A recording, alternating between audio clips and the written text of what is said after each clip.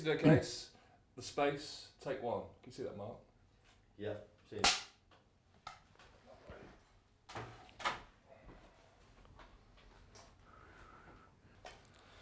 Sure.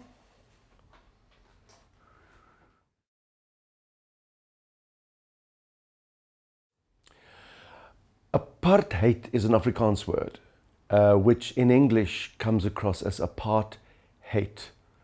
And I think the English pronunciation explains it better than the Afrikaans one. It was the separation of ethnic groups. White people separated from black people, separated from mixed-race colored people, separated from Indian people, which just completely fragmented the society. And I was born into that. So I was born into a racist society, went to a racist school, went to a racist church because God was an Afrikaner, white Afrikaner.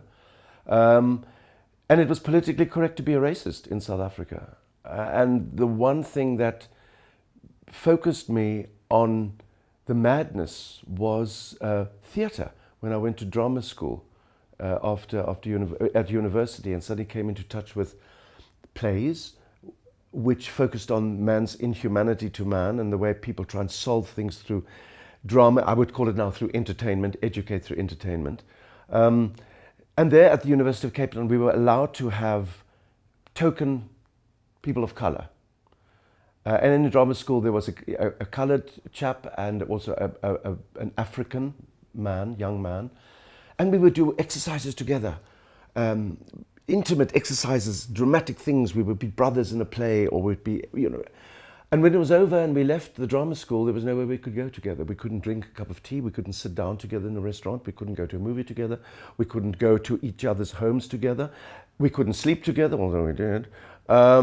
We had to actually start breaking the rules in order to make sense of what was sort of hopefully a place to move towards. And that was the background in many of our lives. So we lived in a very unfair society that we thought was normal.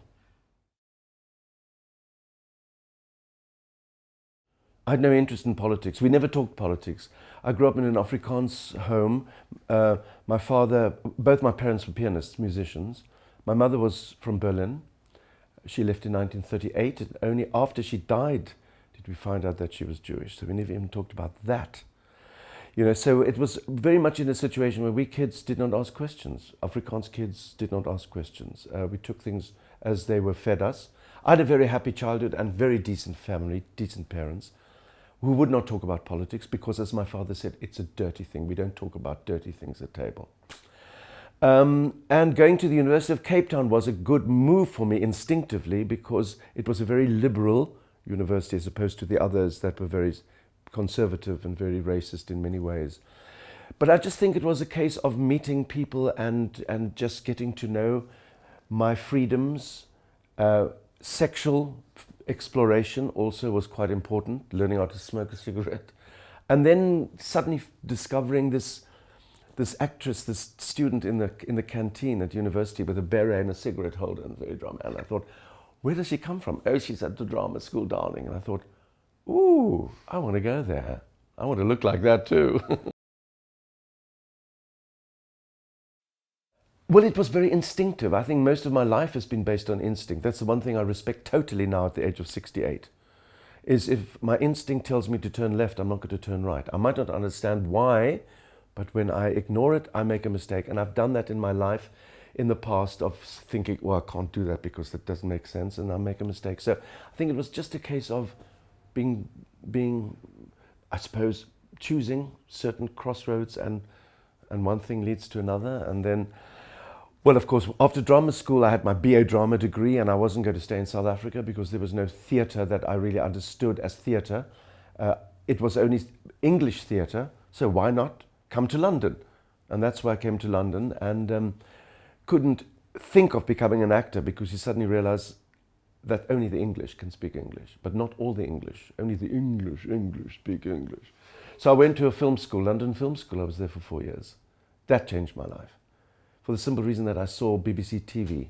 And BBC TV with the documentaries about how young Afrikaners of my age in uniform were shooting black children in the back. And that I'd never been confronted with in South Africa. I didn't even look for it because I was so shocked when I saw it for the first time here. I couldn't believe it. I mean, this is communism. This is a communist attack. We can't, it's not possible. And then I found out that it was. I had some great friends at the film school. I mean, from Liverpool and Manchester. I mean, rough boys, rough men and women who just said, "You fucking Nazi," kicked me out of the pub. I thought, you can't do that to me. God, I don't know about what are you talking about. Then I realized I knew nothing, and so I did research. Then it was the moment where I met Brian in London once with Yvonne, and they had just actually been somewhere, and he said to me, because I'd known Brian at drama school. Now that's where my friendship with Brian started.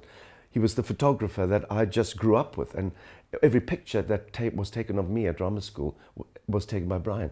And Yvonne, one of the great inspirations, a fantastic actress. I mean, it was like, you know, my love for Sophia Loren was secondary to my love for Yvonne. Then Brian said, "Gosh, you know, we might start something out in Cape Town." And I said, "Well, that's great, let me know." I didn't want to go back. I changed my name to Pieter ACE because UYS sounds like a spelling mistake. But, you know, it's very hard to be English. It's as difficult as trying to be black. I didn't fit in at all. I didn't like it here. I loved the culture, I loved the theatre. And then after 4 years, I just instinctively again packed my bags, got on a boat and went back to South Africa and walked straight up Long Street, turned to the right, went up 2 flights of stairs, knocked on the door. Brian Asprey opened the door at the Space Theatre. I said, "I'm back." He said, "Just in time, you open on Saturday." And he put me into a play which opened in 4 days' time. Oh, God. Well, first of all, there was no apartheid. There was class distinction, which in its way is also sort of an apartheid. But you had total access to whoever you wanted to talk to or be with. It was also wonderful to be in the center of the cultural world, the crossroads of culture crossed London. So there were movies, and you saw movies that were banned in South Africa, the Fellini movies banned in South Africa. Most things I saw here would never even get to South Africa. The plays you saw here wouldn't go to South Africa because of the cultural boycott. So it was everything that South Africa could not give me.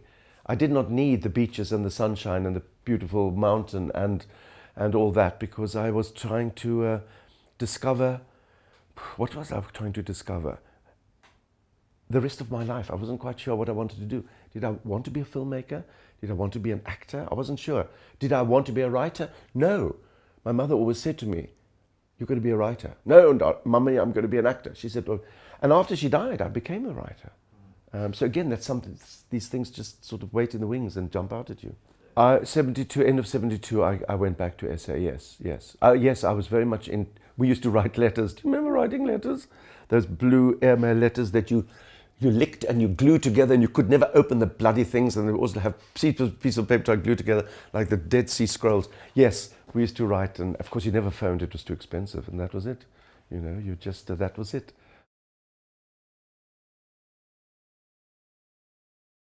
Yes, it was an extraordinary change of atmosphere, but then we grew up in a very British South Africa.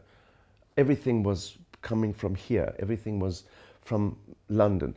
We got our magazines every Thursday. The mail ship came in. I got all my British magazines, my films and filming, Sight and Sound.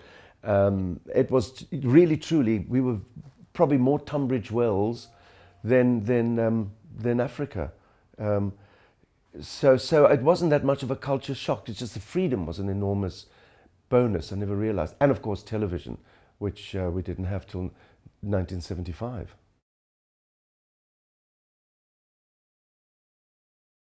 Yes, brainwashing is the word. Brainwashing. And creating fear as the oxygen of life. That's been my target constantly to this very day. Is fear is the target. If I can get myself and my audience to laugh at their fear, it'll make that fear less fearful. It won't make it less lethal, but at least you know what it looks like. And I always believe that fear will never be taller than you. But if you look away, it becomes as high as the Eiffel Tower. You will never confront it. So it's taken me 50 years I only created my own opinions after I turned 50 because I was just too muted by fear of an opinion.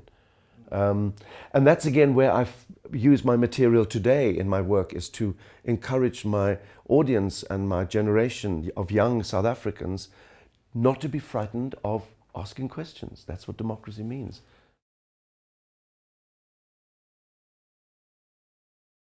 Well, he just opened the door to us. He could have locked it. He could have asked us to pay to go in, but he didn't. We didn't have to audition. We didn't have to be anything other than passionate and excited and filled with laughter. We must never forget that the drug of our lives was laughter, in spite of the absolute terror in which we were living. We broke the laws. We got allowed black people and colored people to come and sit next to white people. This was totally illegal. We knew it was dangerous, and in fact, I think one of my first jobs was to stop a play when we were going to be raided, because there was always, and this is always an odd thing, it was right throughout my whole life, there was always somebody in the enemy camp who seemed to be on my side. Somebody who said, check the tires. What? Click. What does that mean, check the tires? I checked my tires, and then they'd taken the hubcaps off and taken the screws off the wheel, so the wheel would have come off if I'd gone. That happened in the 80s in Johannesburg twice. And I remember Brian saying to me sometimes, he said, well, somebody's just phoned me, they said the security police are going to come and raid tonight. So I would go, if there would be Yvonne, Long Day's Journey into Night, Yvonne Bryceland acting, and Percy Seif acting, and I'm standing just thinking, God, how do I stop this now? What do I do? You've got to stop this because you... And then I'd say, and then I'd say, psst, because Yvonne knew that was the signal. Psst, and Yvonne, yes, lovey? So Yvonne, okay, lights come on, and I come and say, please, ladies and gentlemen, we are, there's a problem with people sitting together, everybody sort of knew, and it was light, it wasn't dramatic. And the two black people, probably both working at the American consulate, for God's sake, would come down with me into the wardrobe on the floor below, and we'd just sit there and have some tea, and the police would come and they'd look around, and maybe once or twice somebody would say, oh, Miss Bryceland, you're bloody good, eh? And off they would go, and then lights would dim down, and the play would go on. I mean, this was not headline in the New York Times. This was just part of survival, but never enveloped in fear, and because we would have become the victims. We were never the victims. And that was Brian, which never ever allowed us to be, when the censors closed us down, it was terrifying, it was horrible, but we never felt like losers. And I think that was the spirit of survival.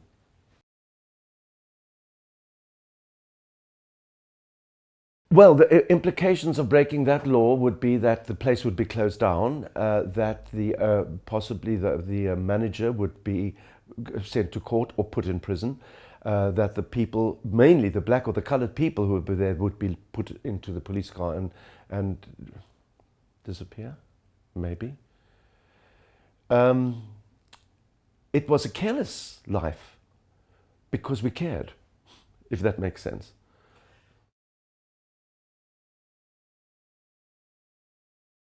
One was aware of Vietnam, one was aware of Richard Nixon, one was aware, I was developing a sort of addiction to news, which I am now such a news junkie, it's crazy, I've got to have all the damn Sunday papers, until I find 2 or 3 sentences that give me material for tonight. But one was aware of all that, but again, we were so censored, we were so restricted, we didn't have internet, we didn't click on send or receive, so it was sort of second, third hand information. Very often through the space we had visitors, people in the theatre from America, playwrights from Britain who came and worked with us and would tell us about what was happening in the world, would tell us what was happening with all the movements in America, the hippie culture, very important also. Suddenly we were all wearing clogs and we had funny clothes. We couldn't afford them. We made them in the wardrobe. We used staplers to staple our hymns together. But we were so focused on what we were doing that really, truly, we weren't looking around for the rest of the world to help us. We had to create everything.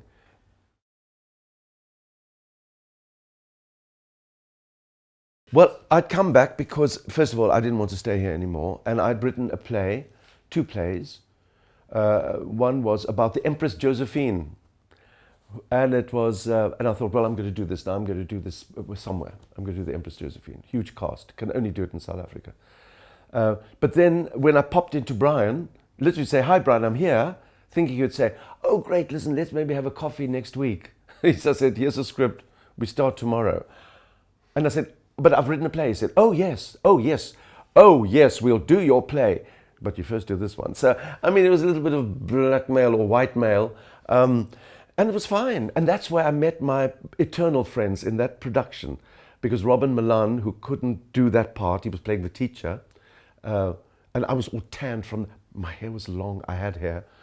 And I've been on the boat for 2 weeks, so you can imagine lying in the sun on the boat, sipping martinis and all that, walking in there to play this teacher of this rough trade, this rubbish in the school.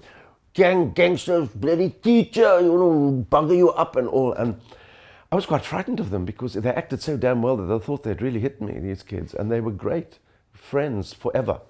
And that was it. That was it. It was where I started. My father was in Pioneers. My mother had died some years before. Not happy with that. Oh, what is this nonsense? You've got to pay back your bursary. He said, yes. You must get a job at the SABC. That's what they want, the bursary. These are all Afrikaner things, the Afrikaans, we will help our own, but you must do what we say. So I said, no, I'm going to work at the Space. So eventually my father kicked me out of the house, out of fear, because I suddenly got mixed up with the censor board, and he said, it's communist, it's terrorist. What are you doing here? You can't do this, you must change. And so I moved into various places in Long Street around the Space, which was also part of the wonderful life there, because you ate and breathed the atmosphere of Cape Town and the reality of who was in the street. And I lived in a brothel across the road. I lived in the top, in the roof, and I wrote a play called Carnival, which was actually inspired by the girls I met there, and that was banned because the censor says our people are not like this. Ons mense is nie so nie.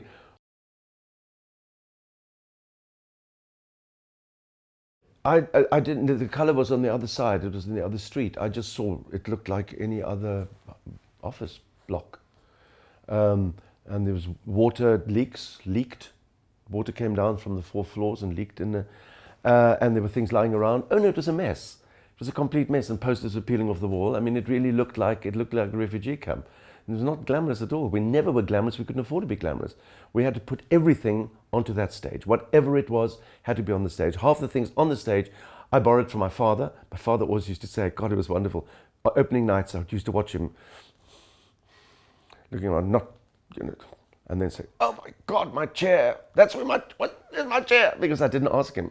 So we used to raid our parents' homes and put these things on the stage and make our own costumes. And we wrote, we directed, we acted, we stage managed. We scrubbed the floor, we everything. We did everything, which is the greatest training in the world. Nowadays, everybody's specialized before they can even say the word darling beautifully. They don't even say that word, lovey. It's all become unfashionable to be mad and fun. We're losing the fun. And if you're going to entertain people and you don't have fun, they're not going to come, because life's so shit now. You go to entertainment for fun. And if you can actually, in that entertainment, reflect their fear to make them laugh at something they didn't want to think about, that's one step closer to finding an answer to a question that nobody really has thought about. And that's what started at the Space for me. How do we survive this system of fascism, of Nazism, of apartheid? How do we actually get into a society where we can actually get on with it? It'll end up as a bloodbath. I never for a moment thought that South Africa that we whites would get away with it. Can't tell you how surprised I was. And I still think, don't take it for granted. It took 25 years for Mugabe to show his true colors.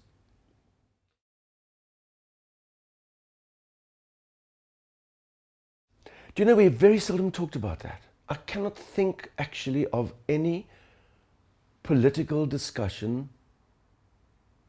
First of all, we didn't have time. Second of all, we knew it wasn't clever because there were people who were spying. There were people who were in our company, who were working for security police, one or two. We sometimes knew who they were because they were damn good at their jobs, and we hoped they wouldn't go before we opened. But they didn't stay because we were too boring. We weren't hiding anything. We didn't have weapons of mass destruction. Everything we had was on stage and in our mouths. So I think the only times that we really talked about, you know, where do we want to go with our art, we never used that word. We were workers. We were not artists. I still say to this day, art is in the eye of the beholder. I mean, if you say I'm an artist, thank you, but I just am. I've got to get on with the job. We would talk to people from London, people from America, people from Germany, who would come, and then they would ask that question: why are you doing this? And then I think we would say, well, because, and then we would find the reasons, and then move on. It was not that we were the only crazies with long, dirty hair and colourful pants doing these things. I mean, there was La Mama in New York, which was very, very community-based, and of course a huge voice in New York about the Vietnam Holocaust. And then, of course, we had the Brecht Ensemble in East Berlin, where also it was pushing the edge of the envelope. So there were obviously places, but we were the only one. We were the only non-racial group of creative people in South Africa at the time. Eventually, the energy moved to Joburg, to the Market Theatre,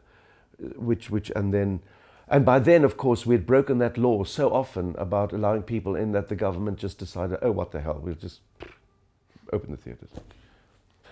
I think to a certain extent, by leading by example that we were doing, by breaking that minor law, I mean, hell, we were not breaking the big laws, which were killing people. I think people saw, listen, first of all, again, in government, they knew they had to adapt a certain amount. P.W. Botha, using words like adapt or die, so certain bits of small apartheid, as they called it, were being pushed away, and that was one of the laws that they didn't pursue. But I think it's because they saw that we weren't having sex between the seats with black women, or you know, all that nonsense. So I think it really did. I really think it did make a difference. But it wasn't really just that. It was what was being said on stage, what the relationship between people on stage. We did the Superman, a wonderful sort of pop art, musical extravaganza. And Bill Curry was the non-white, we had a few non-white performers, also not allowed to be on stage with whites, which we did, we allowed it to be done. But because we really wanted to have a very exciting, it was very physical man, he did ballet and he did dancing and he did karate and all that. He was going to be Superman, but he's black. Oh God, what do we do? We made him silver.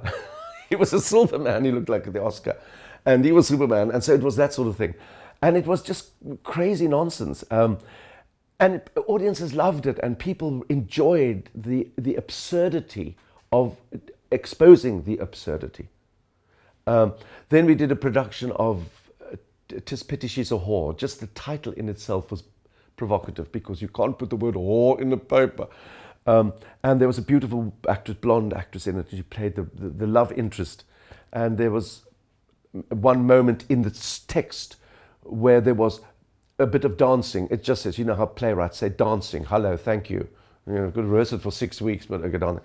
And so we had some music which I stole. There was a record of National Theatre music, and I stole that music because it was all the right music.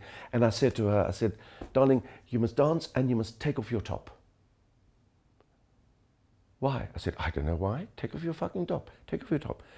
That was the discussion. We didn't have to go to lawyers. She took off her top. Beautiful bosoms. And I mean, it was wonderful. And you know, the censor board didn't even come and close us down, because it was such a celebration of beauty and cheek. And so, I mean, sometimes we lost the battle, sometimes we won the battle, always with a smile. God, I keep on saying that because people take, you know, it all becomes so, it's also like the Actors Studio in New York, you know, Lee Strasberg, it was so droll. I mean, that's where Marilyn Monroe went mad. She couldn't just be a gorgeous blonde girl with a giggle. Oh, she had to be important. So we never actually tried to be important.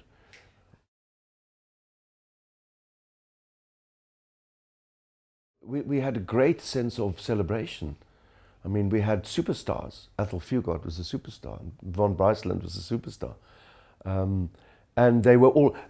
The thing is, they did not sit on velvet cushions. We all sat on boxes together. There wasn't a sort of a them and us thing. And I think my exposure to the energy of Ethel was terribly important. I had to make a decision as a writer. Was I going to become a clone of Fugard, or was I going to stand on my own feet? And I chose the road of humor. Ethel was very much on the highway of tragedy and great theatre with a capital T. I was much more on this sort of using humor as a weapon of mass distraction. People didn't expect to remember what they laughed at, and reflect the absurdity and the obscenity of the system. And it's always been wonderful because you know, now that Ethel is he's back in South Africa and he's in his 80s and just writing still and now bringing a lot of humor in as well. And the one thing we once had a big giggle about, and I said to him, gosh, Ethel, you know, you and I, this is after the space when I was already doing my Evita Poseidon character. And he said, oh man, Pieter, I love that Evita, man. What's it like in those high heels? I said, why don't we do a show together? And he said, I would love to do it. Can I wear the high heels? I said, you can wear the high heels. Isn't that great? Ethel Fugard in high heels. I don't think any of us cared about overseas. Didn't care. We cared about our audience, who for the first time was sitting there in their hometown, seeing something they'd never seen before. Listening to black people being articulate when the black people that they'd heard talk would say, morning, madam. Yes, sir. Can I fill up your car? And the anger that was not the revenge that the apartheid government kept on using as propaganda. You know, don't allow the blacks in. We can't get the blacks to rule because they don't know, and they will kill, and the ANC will come and they will kill, and they will. You know, when John Carney and Winston Chorner were on that stage, they weren't threatening the audience with murder. They were threatening the audience with humanity. They were saying, look at us. We're just like you. And we can smile in spite of what you people have done to us. And then, of course, they'd do this and they would sweat on the front row. This was also terribly hot. Ventilation wasn't great. I mean, it's terribly hot. And John and Winston in Sizwe Banzi do a lot of, you know, pick up bricks, pick up stones. And for the first 10 minutes, we're just doing that back and forth, and sweat. And then all the white liberals would be sitting in the front row. Gosh. And then they'd go, sweat. Bing, bing, bing, bing. That was great fun. Statements first, Sizwe, and then the island. Well, just to get an audience is an achievement. I mean, even doing Noddy in Toyland, if you get an audience, is an achievement. We played to tiny houses. We played to 12 people. We played to... Sometimes there were commercial things. We did a season of Noel Coward. That was commercial full. And we had to do that because there was no money. Nobody gave us money. Yes, they did. Of course, we got money from some wonderful people, but I mean, I don't mean we didn't get subsidies or sponsorship because we did not want subsidy from government. We did not want sponsorship from great companies that were working with and for the government. So we really had to, and we had to have a club because some of the plays we did, if we did it for the club, they were beyond the censor, which was one of the loopholes. And we had to pay, people had to pay to join the club. And they were very often preaching to the converted. These were the people who traveled, who actually understood why we had to change the system by actually confronting the system with certain stories. But we had to also get the people who had never been to a space theatre to come and see a commercial piece of comedy. And then suddenly say, look, colours, ooh. You know, never excited. You know, this was the first experience. So the achievement was not to actually expose the racist reality. The achievement was to get people to actually expose themselves to that reality and be there. There was no point in doing something to nobody. That wouldn't have worked.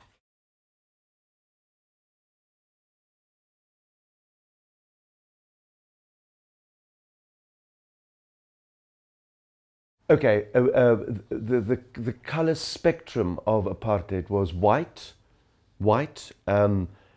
Cape colored, or the mixed race ethnic group in the Western Cape mainly. And they started becoming that specifically when white settlers were intermarrying inter-exchanging semen with black African people, and so it was the mixed race thing. And they are proudly known as the Cape Coloureds. I mean, Cape Coloureds call themselves Cape Coloureds. It's not a racist phrase. I know in the UK people say, "Ooh, careful, careful." Okay, then there are, then there are black South Africans who are various, I would say 50 shades of black, from black to coloured. And sometimes people who are coloured are whiter than me, because again, the whole system of reclassification was so brutal and so appalling. They would, for example, reclassify people who didn't want to be coloured anymore. They wanted to be white, and they had to go through, men had to show their penises because coloured people had blue foreskins, and they had to pull pubic hair through a comb, and if it curled to the right, they were white. If it curled to the left, they were not. Hello, I mean, that's a material that I was written by the apartheid government, and it's terribly funny. It is so hideous, it is terribly fun.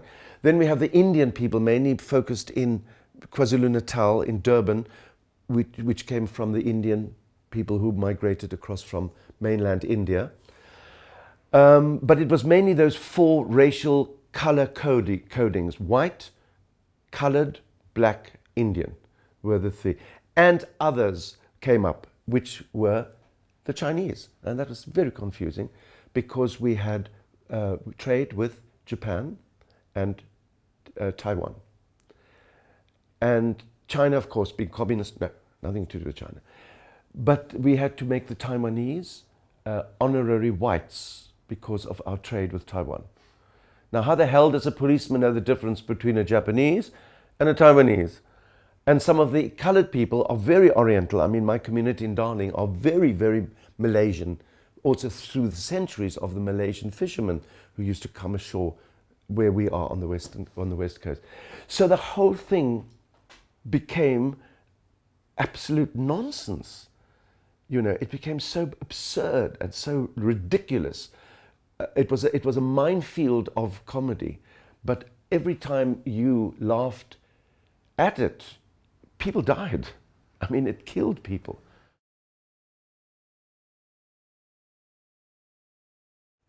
When I wrote the plays, I didn't write them to do at the Space actually, except for the first one that I came with from London. But I would write plays and they would be in the box under the bed. And there was one moment that a play we were going to do in the smaller theatre fell through, and Brian and I were at Stutterford's having a tea with. We used to go there and have tea and a toasted cheese sandwich, and that's where we would actually plan together, just look at where are going to go with the productions and the casting, and who's going to sweep and who's going to clean and who's going to fix the roof, and where we're going to get the money to put a new lock on the door because it was broken. And I had one of these plays, Afrikaans play, called Selle ou Story, Same Old Story, about a glamorous aging actress with a young boyfriend who had a young boyfriend. And that was also illegal. Homosexuality was also illegal. And we did that play, and that was the first banning. The census came and went banning. Well, it's fun now when you talk back about it because it's you know, haha, you were banned. It was not a joke at the time. People were very nervous. People were not entertaining us.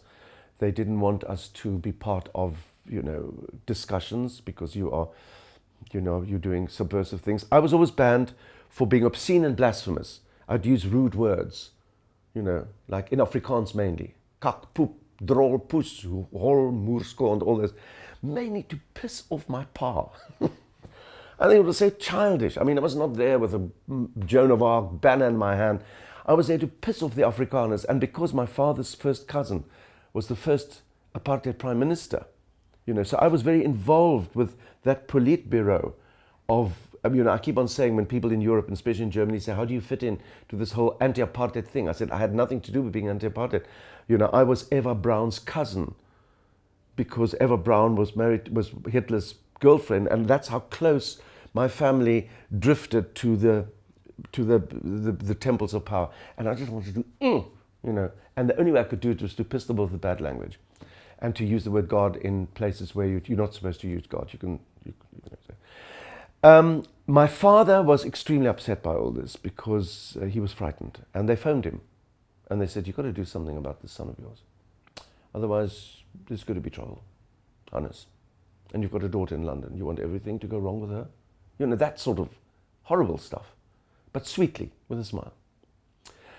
Then I saw in a newspaper, a morning newspaper, Afrikaans newspaper, that the censor board were looking for vooraanstaande, respected Afrikaners of background, to be on the censor board. And I phoned my dad. I said, "Listen, why didn't you become a censor?" He said, "What are you talking about?" I said, "You can see movies free." My pa loved the movies. Was so angry that they cut movies. He said, "How can they?" South Pacific, every time the two characters come together, oops, because they're kissing. In South Pacific, it was interracial. Oh, my father gets onto the censor board. Within 3 weeks, he phones me. "Come back home. Don't be frightened of them. They are stupid. They don't know what they're doing. Make fun of them. Make fun of them." And so I thought, well, God, I've never thought of actually making fun of them. I thought this was a tragedy. And so I started to put in things in my work that they would fall for, because they became my PR department. They gave me publicity money couldn't buy. And if they banned it, the only problem about banning a play is you lost income. You couldn't pay your actors. And the people who really suffered were the performers. "We can't do the play. We're banned." I said, "Don't worry, I've written a new one. I read one yesterday. We'll do it tomorrow." And so I used to also write letters, because the censor board, also something I learned is learn the censor law. I learned it off by heart. I could recite it. So I knew exactly where the minefield was.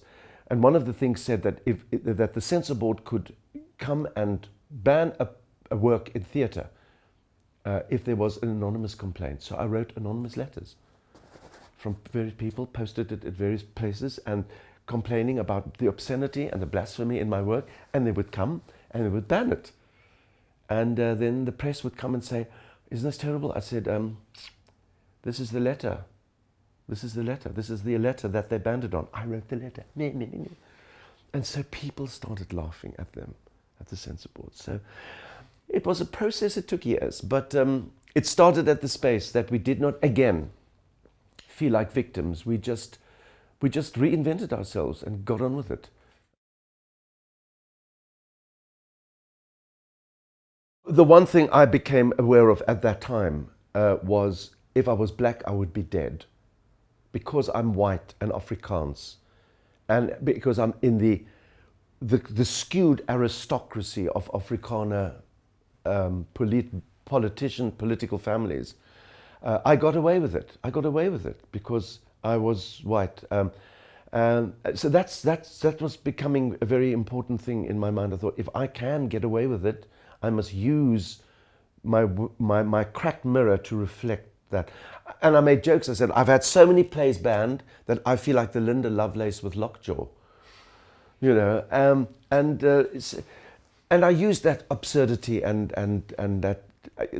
the clown figures in my reviews. I started doing reviews as well because I realized that was a very important thing.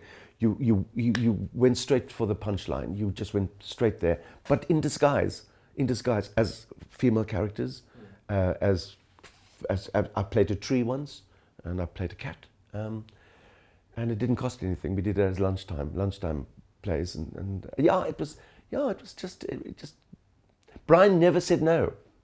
Brian just said, "Listen, yes, but let me just find the money. Okay, let me just find we need to buy bulbs. We haven't got electric bulbs for our lights. We haven't got lights." So that was so logical. You know, let's get the money to get the bulbs and move forward. It was we were very tired, and and with all this political stuff as well, and the wheels came off on one when I look back now, and Brian and I have sort of laughed about it now. It wasn't funny at the time.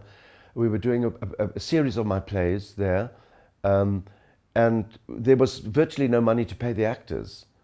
And my one actress was quite temperamental as far as being paid. She felt she had to be paid. She's a professional. And she said, "If I'm not paid, I'm not going on." And it was the last straw. And I just said to Brian, "That's it. I'm leaving. I can't. This is nonsense. We work our asses off." and you can't get, okay, fuck it, and we stared at each other and wanted to cry, and we didn't cry. And I took my little company out, and I thought I'd move into St. George's Cathedral and do the play in the church, which wasn't a good idea because the echo killed us. I think God said no. And then I went back to the space, but I hired the venue. I was an independent management, So I mean, it was the result of 24 hours a day, 7 days a week, 12 months a year, constant adrenaline poisoning. And that was it. That was it. Then I had to reinvent myself as an independent nothing.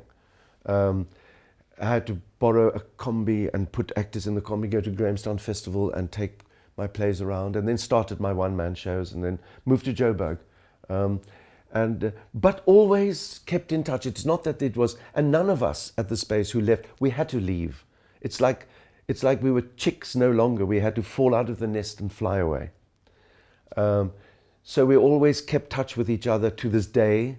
Those of us who are still here, talking about those who are not here.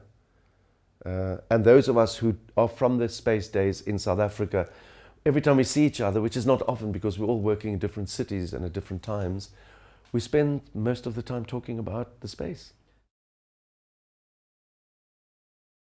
I brought with me from the space to this day the fact that nobody is going to help you if you don't help yourself. Nobody is there to hang up your clothes. Nobody's there to find your props. Nobody's going to set your props. Nobody's going to do your publicity. Nobody's going to get the audience if you don't actually make them so excited that they're going to come. And that is what I have to this day. And I'm sorry to say that I think I'm one of the few dinosaurs left, because the new generation don't have that. They don't. There's an entitlement around where people say, "Darling, who's going to do that? Who's going to? No, I'm not getting up at 6 o'clock to do a television thing. Oh please. Well then, it's a very important part of what I share with many young performers when I talk. I enjoy going to drama schools and talking to the drama students, because my first sentence to them is, "Are you all going to become actors?" And they all say yes. I say, "Why? Christ, we don't need more actors. We've got too many." Become a unique energy. Do something nobody else can copy. And then you will never be standing in the queue for a job.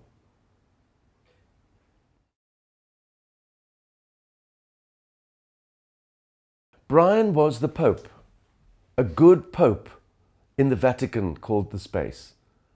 And we were the little priests and nuns running around and, doing everything for the great God of theatre. Brian was the benevolent Pope, and he wasn't the father figure because we were all the same age, but we respected him for being the bravest of the brave, to have said, "Let's do it," and he did.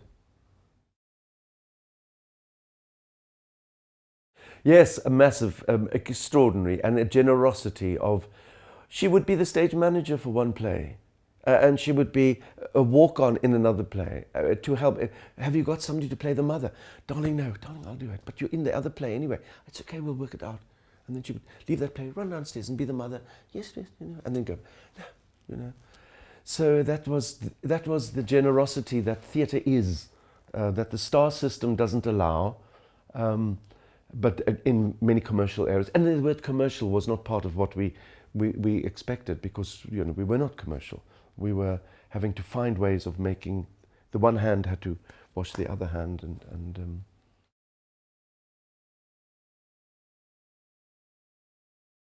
well, 1976 was definitely the red line.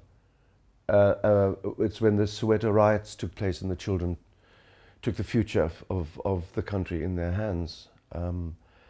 And of course, the fear was huge, because the government was using every aspect of that uprising to frighten white people into supporting them.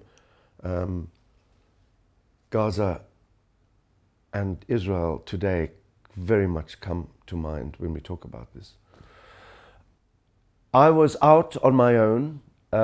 Brian and the Space had moved down to another venue which is also an interesting thing, where the space actually, like in Alien, this thing jumps out of the body. It had moved itself down because the original venue was sold, and it was in a beautiful Victorian building, which gave it a whole different feel. And then Brian and Yvonne went to London, and it was the end of that era. And again, we were talking about this just now, and I said, when he said that when the space closed, I said, it didn't close. The space was like a magic lantern that went in, just went. That was it. The energy then moved to Johannesburg, to the Market Theatre, also very specifically non-racial, and very much on the same lines. And I was writing plays and moving them around. In 1976, brought out of me the play called Paradise is Closing Down, which was set just after that experience among young white Cape Townian women who wanted to go to a party and have a nice time, and they were scared to go because there were riots in the street and these damn blacks, what's going on? Oh, it's nonsense, darling, where's the police, where's the police? So it's a bit of Absolutely Fabulous meets Orwell's 1984. And the play was really interesting and exciting and very funny, and it sort of filled a space. Gught was very much in that space, and Afrikaans theatre was very much in that space, and I was there. And then I wrote a play which was at the Space Theatre called God's Forgotten, which was set in the future of apartheid South Africa, where the struggle had been won by the Afrikaners, but they were trapped behind high walls in their houses. They couldn't move. They had to move with military escorts because there was no way. Well, when people came and saw that play, and I did it at the Space originally, then moved it to Johannesburg, they wouldn't leave the theatre because it was happening outside. They were building walls. The gunshots were there. And to this day, people still say to me, God, I'll never forget that. It was the most terrifying play I'd ever seen in my life. We must do it again. I said, no, there's no point in doing it again. It was a reflection of a terrible moment, of that moment. If I did it now, it would be like Noel Coward doing The Vortex. I've actually reworked the play, and I'm doing it next year as a world premiere in South Africa. It's no longer called God's Forgotten, it's called African Times, because it's now set in the house, not of the foreign minister of apartheid South Africa, but the Minister of Foreign Affairs of democratic South Africa, of the ANC government. And it's the same reality. The struggle, the future struggle in South Africa is the world's sanctions against democratic South Africa because of our xenophobia. That is something that's creeping out as a huge, huge problem. And the fact that there is going to be no water in 5 years' time, and in the play, only members of the African National Congress have access to water, and people from the other African states must be shot on sight. So it's not that history repeats itself and takes tragedy and turns it into horror. It's just that the story can now stand as a terrible reflection of the fears of today. It is, because, well, it's racist. It can be seen as racist. The red line of racism is right on the edge of my foot in my material. And I'm not going to cross that line. I've been fighting it all my life. There are two viruses I've been fighting. The one virus is called racism. The other one is HIV. And the only way to actually confront them is there is no cure for either, but there's care. And so one has to have tremendous care in not falling into the racist trap of quickly having a laugh at the expense of somebody who can't defend themselves. But even in the space days, we were aware of racism being the official line. So if we did a play that reflected the fascism of some of the commercial theatre, we were playing in the wrong to the wrong side. Today, it's very, very much harder for me to actually create. How do I actually say this now to make sense of what I'm doing? Okay, in the apartheid years, the space years, I, in my work and in our work in this space, had to reflect the voiceless people. Okay, the majority of people in our country had no voice, had no vote. We had to reflect their reality. We had to reflect the African National Congress without being political. We sometimes put the colours of the ANC somewhere just in case somebody recognized it, but it was illegal. We could have gone to jail. The green, the black and the gold, you put them together, you went to jail. You took away the black, you were a Springbok. I mean, hello, crazy. But today we have freedom of speech, freedom of expression. Everything I say is my own personal opinion. And many times one is up against an argument with people who are in government saying, you're a racist. I said, no, I'm a Democrat in a democracy. I don't like the way you're doing this with the education system. It's wrong. Kids need to learn how to read and write. No, you're a racist. You're attacking blacks. Well, of course you can see it like that. White mouth, black ear. So one has to find ways of trying to put across an opinion of criticism without falling into that quicksand.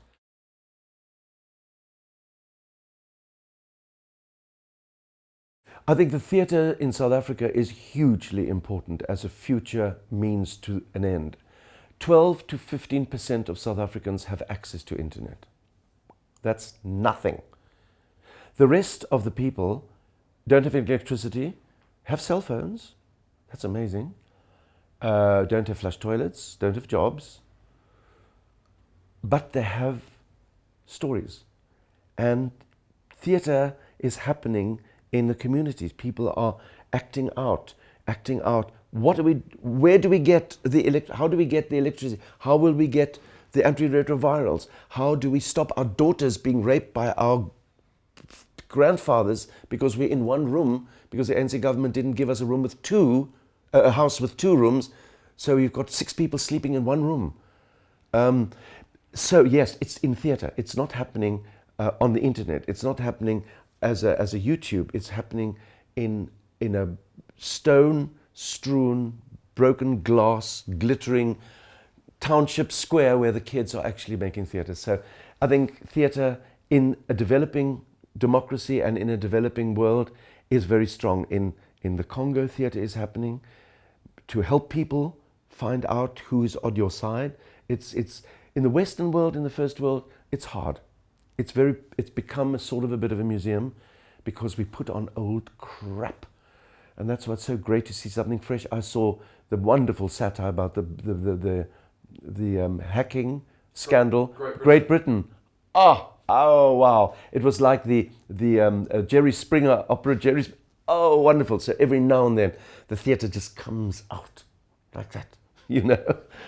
And it's been going for 2,000 years. Theatre will never die. We will die. We in theatre will die because we're not giving theatre what it deserves. But theatre will never die. Politics is theatre as well. I mean, look at what's happening in the political spectrum. I mean, it's just pure theatre. They're all telling wonderful, magnificent lies, and then they're walking off stage and having a cigarette and going home, taking no responsibility for it at all.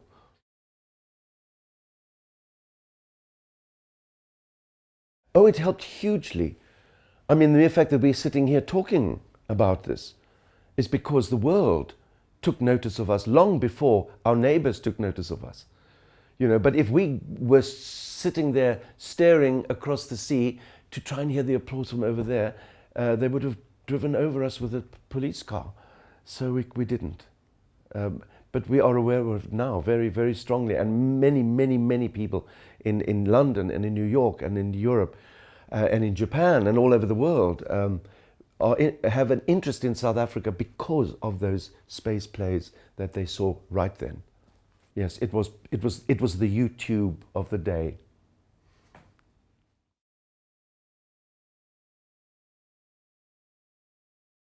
When one looks at the history and at this extraordinary merry-go-round that we've gone on in South Africa, and today we have Robben Island, we've got Nelson Mandela's grave, we have the Constitutional Court, we have the Freedom Charter.